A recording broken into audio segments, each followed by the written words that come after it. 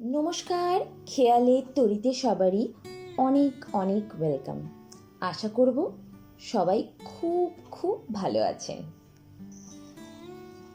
আজকে আমার রেসিপিতে আমি বানিয়ে নেব গরমের দিনে খুবই জনপ্রিয়, সবারই খুবই পছন্দের, বারবার এই ডালটার রিকোয়ারমেন্ট আছে বাড়িতে।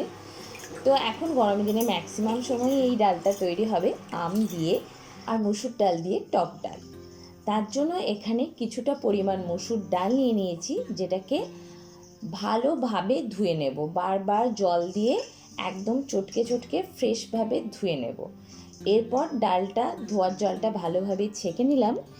যে পাত্রে ডালটা সেদ্ধ করব তাতে নিয়ে নিলাম। এরপর ফ্রেশ খাবার জল দিয়ে দিলাম। প্রয়োজন মতো জল দিয়ে গ্যাসটা অন করে ডালটা সেদ্ধ হওয়ার জন্য চাপিয়ে দেব। দিয়ে দিচ্ছি প্রয়োজন মতো নুন। যে কোনো সেদ্ধ হওয়ার জন্য অল্প পরিমাণ নুন দিতে হয়, তাহলে সেদ্ধটাও খুব ভালো হয়, তাড়াতাড়ি হয়ে যায়। যতক্ষণ ডালটা সেদ্ধ হচ্ছে, এখানে একটা কাঁচা আম আছে, যেটার পুরোপুরি খোসা ছাড়িয়ে নেব এবং আমটাকে ছোট ছোট করে পিস করে কেটে নেব। আমটা কেটে নেওয়ার পর অল্প একটু টেস্ট করেও দেখে নেব যে আমটা কতটা টক আছে।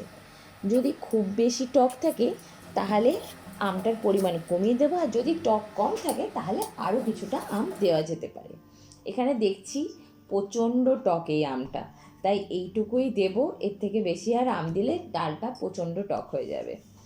এদিকে মুসুর ডাল সেদ্ধ হওয়ার সময় একটা ফেনার মতন ময়লা উঠে আসে, সেটাকে ছেঁকে ফেলে দিলাম। আর একটা কাঁচা লঙ্কা দিয়ে আর একটু জল দিয়ে একটু সেদ্ধ করে নেব। এটা অলমোস্ট সেদ্ধ হয়ে গেছে, আর একটু সেদ্ধ হবে, তার জন্য বসিয়ে দিলাম। এইদিকে একটা প্যান নিয়ে নিয়েছি, যেটার মধ্যে দিয়ে দিচ্ছি সর্ষের তেল। অল্প পরিমাণ সর্ষের তেল দিয়ে দিলাম। এরপর তেলটা গরম হলে দিয়ে দিচ্ছি দুটো শুকনো লঙ্কা, একটু সর্ষে আর একটু কালো জিরে, আর দিয়ে দেব কেটে রাখা আমটা। কেটে রাখা আমটা একটু নাড়াচাড়া করে নেব। তারপরে এর মধ্যে দিয়ে দিচ্ছি প্রয়োজন মতো নুন আর একটু পরিমাণ হলুদ। নুন আর হলুদ দিয়ে আমটাকে ভালোভাবে ভেজে নেব। আমের মধ্যে কালার আসতে শুরু হয়ে গেলে, আমটা একটু ভালোভাবে সফট হয়ে গেছে, এখন দিয়ে দেব সেদ্ধ করে রাখা ডালটা। এটা দিয়ে পরে একটু পরিমাণ জলও দিয়ে দেব।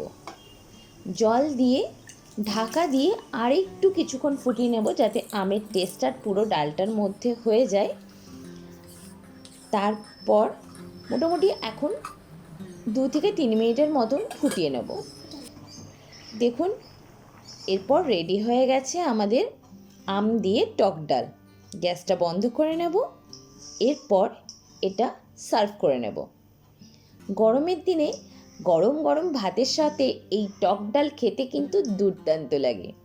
আপনাদের কেমন লাগে নিশ্চয়ই কমেন্টে জানাবেন। আশা করব ভিডিওটি ভালো লাগলে লাইক করুন, বন্ধুদের সাথে শেয়ার করুন, আর প্লিজ আমার চ্যানেলটি সাবস্ক্রাইব করে দেবেন। আবার দেখা হবে নেক্সট ভিডিওতে।